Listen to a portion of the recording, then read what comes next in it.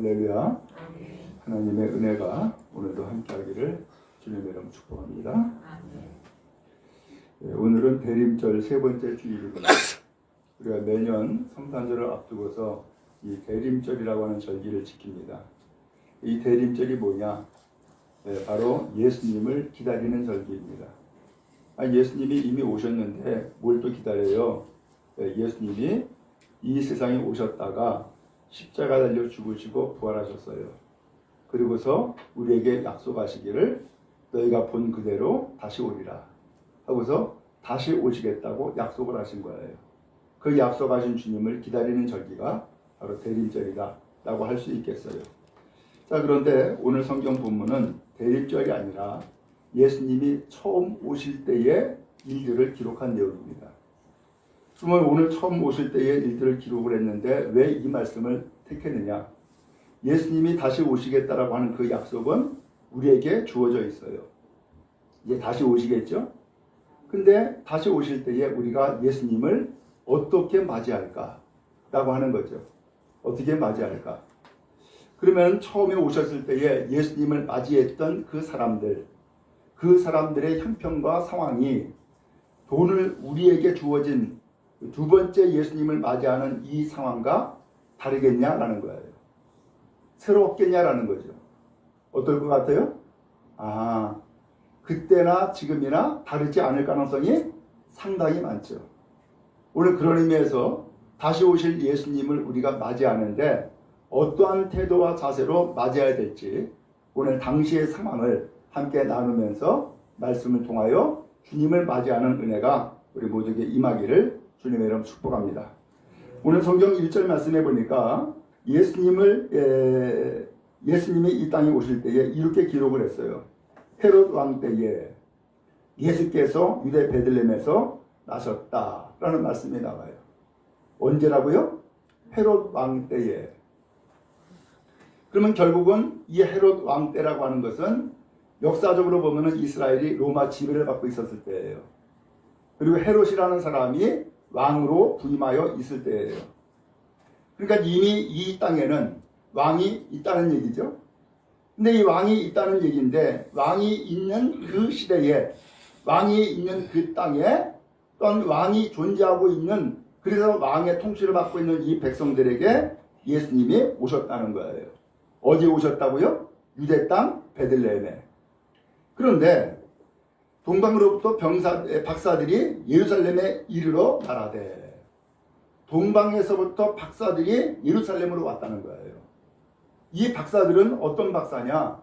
아마 별을 연구하는 박사들이었던 것 같아요. 근데 이 사람들이 예루살렘에 와서 질문을 던진 거예요. 2절에 보니까 유대인으로 왕으로 나신 이가 어디 계시냐? 사람들은 그 이야기를 듣고서는 깜짝 놀랐어요. 우리가 동방에서부터 그의 별을 보고 그분에게 경배하러 왔습니다 라고 얘기를 하는 거예요. 아니, 유대인의 왕으로 나신 이가 어디 계시냐? 아니, 이미 이 땅에 왕이 있는데 또 다른 왕이 태어났다는 거예요. 그 또 다른 왕이 태어난 것을 별 보고 알았다는 거예요. 그래서 그 별을 따라서 왔는데 와보니까 바로 이 유대 땅 예루살렘에까지 왔다라는 거예요. 이 이야기를 듣고서는 3절에 보니까 헤롯 왕과 온 예루살렘이 듣고 소동했다. 난리가 났다는 거예요. 자, 먼저 여기에서 오늘 예수님이 당시에 오실 때에 그 먼저 등장하는 사람이 동방으로부터 온 박사들이에요. 이 동방으로부터 온 박사들이 왜 별을 연구했을까? 왜 별을 연구했을까요? 그리고 그 별을 연구하고 별을 찾았는데 그 별이 그분의 별이다라고 하는 것을 알고 별을 따라왔다는 거예요. 그 별이 누구예요? 바로 구세주. 이 동방에서부터 이 박사들은 별을 왜 연구했느냐? 이 세상을 구원할 구원자가 오실 거야 라고 믿고 있는 거예요. 근데 이 동방에 있는 이 박사들은 하나님이 기록한 성경이 있어요, 없어요? 없어요. 하나님의 말씀을 몰라요. 근데 하나님의 말씀은 모르지만 이 세상을 구원할 구원자가 오실 거야 라고 하는 믿음은 가지고 있는 거예요. 근데 언제 어떻게 누가 나오실지 모르니까 이 사람들은 별 가지고 연구한 거죠. 아마 별이 뜰 거야. 혹은 별이 올 거야. 구원자가 뜰 것이고 구원자가 올 거야 라고 생각한 거예요. 근데 그 별을 연구하다가 어느 날 평상시 있지 않던 새로운 별이 나타나는 것을 본 거예요. 저게 아닐까? 하고선 그 별을 계속해서 연구했는데 이 별이 계속해서 움직이는 거죠. 저 별이 그분인가 보다. 그러던 박사들이 함께 의논하고서 저 별 한번 따라가 보자. 저 별이 그분인가 봐.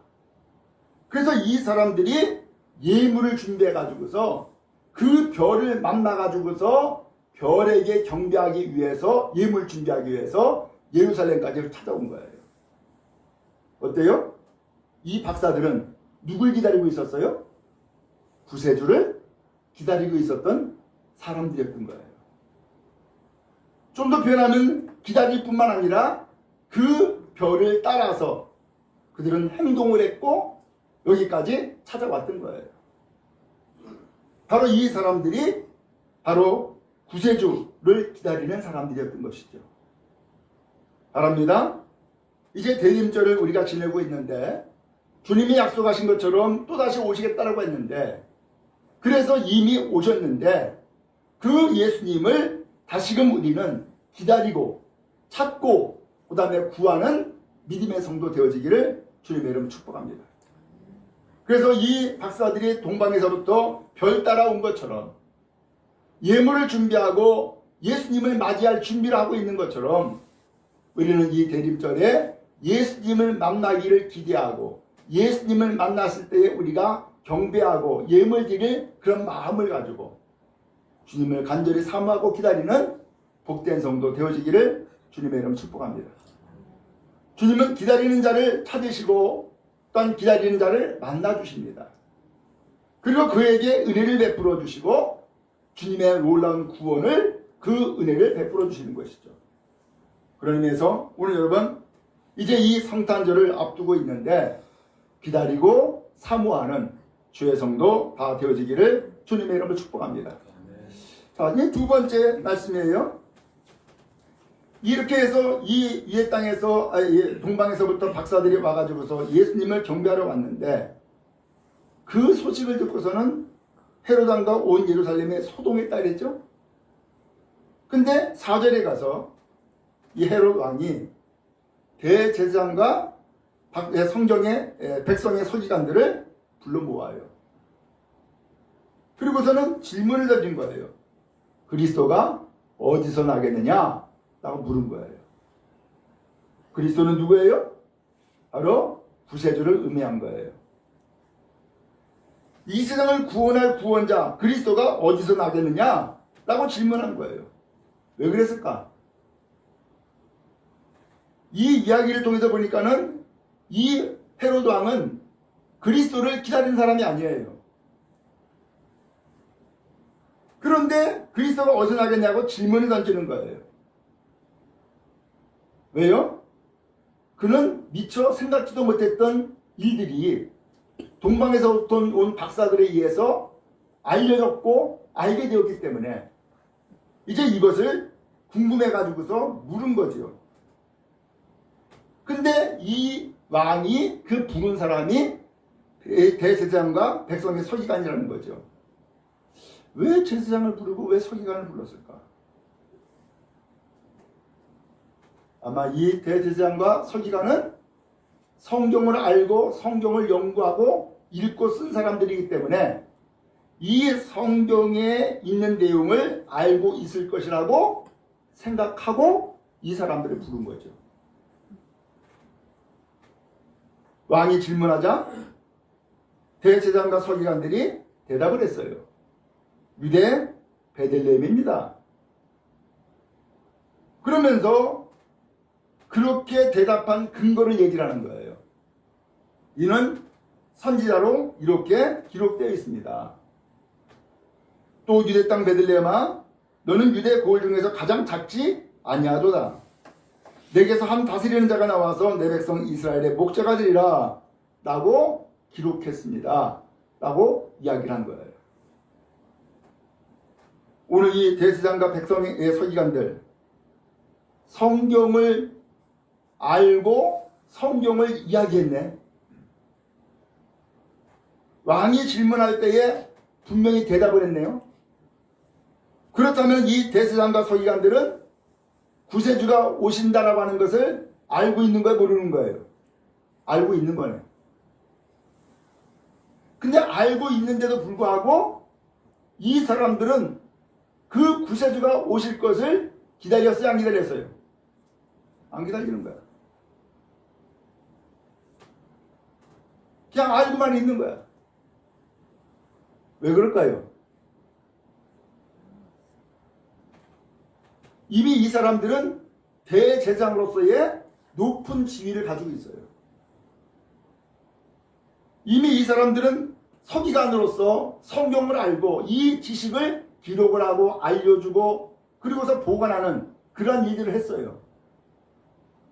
그러니까 이미 헤롯 왕이라고 하는 이 왕정 체제에서 대제사장과 서기관으로서의 위치를 가지고 있다 보니까 이 사람들에게는 구세주가 필요했을까? 필요하지 않았을까? 필요하지 않은 거예요. 왜? 내가 이미 그 권력을 누리고 있는데, 이미 내가 그 지위를 누리고 있는데 이 사람들이 구세주가 오시면 이 지위를 잃어버릴 수도 있어. 그러니까 굳이 구세주를 기다릴 필요도 없고 그냥 현재의 상태에서 누리면서 살아가는 거예요. 알긴 하지만 사모하지는 않고 기다리지 않는 사람들인 거죠. 오늘 여러분, 예수님이 오신다고 약속을 했는데 오늘 우리는 어떤가요? 예수님이 오시기를 사모하세요? 아니면은 그냥 이대로 와서 싸우니? 라고 하면서 현재의 상태를 유지하며 살아가길 원하세요. 오늘 대제사장과 서기관들처럼 알긴 알지만 주님이 오실 것을 기다리지 않고 사모하지 않는다 한다면은 이 사람들과 같은 것이요. 자, 이제 세 번째로는 그 대답을 듣고서 이 헤롯 왕이 박사를 불렀어요. 동방에 있는 박사들이죠. 그리고서는 속삭이듯 물은 거예요. 별이 언제 나타났어? 별이 나타날 때를 이야기를 했겠죠. 여기 성경에 보니까 자세히 물었다라고 표현하고 있어요. 자세히 물었다. 아니, 별이 나타난 때가 왜 이렇게 중요할까? 왜? 별이 나타났다는 자체가 중요한 건데 별이 나타난 그 시간, 그때를 먼저 묻는 거예요. 왜 그러냐? 그러면서 이 박사들을 베들레헴에서 나신다고 성경에 기록을 했으니까 또 제사장과 서기관들이 나왔는데 그렇게 이야기하더라. 그러니까 베들레헴으로 가봐라 하고서는 보내요. 근데 보내면서 잠깐, 내가 당신들한테 당부할 말이 있는데 그 베들레헴에 가서 혹시 그분을 만나거든 나한테도 말해줘라. 그래서 나도 그분에게 경배할 수 있도록 라고 당부를 한 거예요. 오늘 이 헤롯은 말 그대로를 우리가 고지고대로 듣는다 그러면은 이 헤롯도 누굴 기다린 사람이에요? 구세주를 기다린 사람이고, 구세주가 오시면은 혹은 어디에 계시면은 찾아가서 경배할 사람이네. 그런데 그가 말한 이 이야기를 고지고대로 들을 수가 없어요. 왜? 이 박사들이 드디어 왕의 말을 듣고서는 베들레헴 땅으로 갔어요. 근데 가는데 9절에 보니까 동방에서 봤던 그 별이 이 박사들을 앞에서 이끌어가더라는 거예요. 인도하더라는 거예요. 이 별이 움직인 거죠. 그러더니만은 아기가 있는 곳에 이 별이 딱 머물러 있더라는 거죠. 여러분, 주님은 우리가 찾고 만나고자 할 때에 오늘 우리를 찾아주시고 우리를 만나주시고 우리를 인도해 주시는 줄로 믿습니다. 바라기는 오늘 우리의 소망, 우리의 기대가 나를 구원해 주세요. 나를 새롭게 해주세요. 라고 하면서 주님 앞에 나아가는 믿음의 백성 되어지기를 축복합니다. 주님은 그럴 때에 오늘 우리를 인도하사 만나주시고 찾아주실 걸 믿습니다.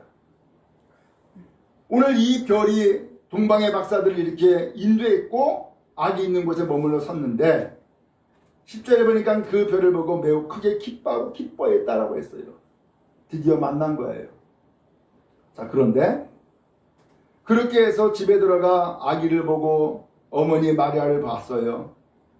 이제 그분에게 경배하고 그들이 준비한 예물을 예수님께 다 드린 거예요. 그리고 이제는 돌아오는데 꿈을 꿨어요. 근데 꿈에서 주께서 지시하시는 거예요. 헤로데게로 돌아가지 말라. 그리고서는 다른 곳으로 갔다는 거예요. 아니, 분명히 이 헤롯 왕과 동방의 박사들은 그분을 만나거든 돌아와서 나에게 어디에서 만났는지 어디에 계신지를 알려달라고 했잖아요. 약속을 했어요.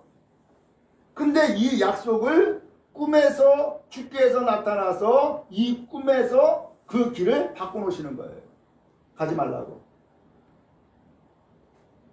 그 이후에 성경에 보니까 이 헤롯이 속은 것을 깨달아요. 야, 박사들이 나랑 약속한 것을 안 지켰네. 깨달아요. 그리고서는 이 왕이 소위 말하면 선포를 한 거예요. 2살 아래의 남자아이는 다 죽여라. 왜? 예수께서 태어나신 때를 자세히 물었다 그랬잖아요. 그 별을 언제 나타났는지 물었다 그랬잖아요. 그러니까는 계속 계산해 보니까는 2살 아래라. 그러니까 2살 아래의 남자아이는 누구든지 다 죽이는 거예요. 그렇게 해서 대대적으로 학살 명령을 내려요. 오늘 이 헤롯은 그 예수님을 기다린 사람이야? 기다리지 않은 사람이에요? 기다리지 않은 거죠. 더 나가서 기다리지 않을 뿐만 아니라 뭐 했어요? 심지어는 죽이기까지 했던 거예요. 전국에 대대적으로 2살 아래의 남자아이를 다 죽일 정도면은 예수님은 당연히 거기에 포함되어 있을 것으로 알고 있는 거죠. 그러니까 예수를 죽이기 위해서 2살 아래의 남자아이를 다 죽인 거예요. 결국 이 헤롯은 예수님을 기다리지도 않았을 뿐만 아니라 예수님을 영접하지도 않았을 뿐만 아니라 예수님을 죽이는 자였던 거죠. 자, 이제 우리는 다시 한번 돌아봐야 되겠어요. 예수님은 분명히 말씀하기를 하늘로 승천하면서 이 승천하는 예수님을 바라보는 제자들에게 어찌하여 하늘만 쳐다보느냐, 너희가 본 그대로 다시 오시리라 라고 약속의 말씀을 남겨두고 떠나셨어요. 예수님이 다시 오시겠다는 거예요. 그러다 보니까는 예수님이 다시금 오시겠다는 이 약속의 말씀으로 인하여서 우리에게는 어떻게 했어요? 기회가 생겼네. 예수님을 만날 기회, 예수님을 경배할 기회. 오늘 이 기회가 우리에게 주어졌어요. 그런데 이 기회가 우리에게 주어졌는데 우리는 예수님이 오신다면은 어떻게 하겠냐라는 거죠. 예수님 당시에 세 부류의 사람이 있었던 것처럼 동방의 박사들은 예수님을 기다리고 찾아왔고, 대제사장과 서기관들은 예수님이 오신다라고 하는 약속의 말씀이 있는 것은 알지만 예수님을 찾지 않고, 더 나아가서 헤롯과 같은 권력자는 예수님이 오신 것을 알았을 뿐만 아니라 이제 예수님을 죽이고자 했던 사람이고, 오늘 이 세 부류의 사람이 예수님이 다시금 오시는 때에도 있을 수 있다라는 거죠. 그렇다면 오늘 우리는 어디에 속해야 될까요? 오늘 우리는 예수님을 찾고 예수님을 구하고 예수님께 나아가 경배하는 주의 백성 다 되기를 주님의 이름으로 축복합니다.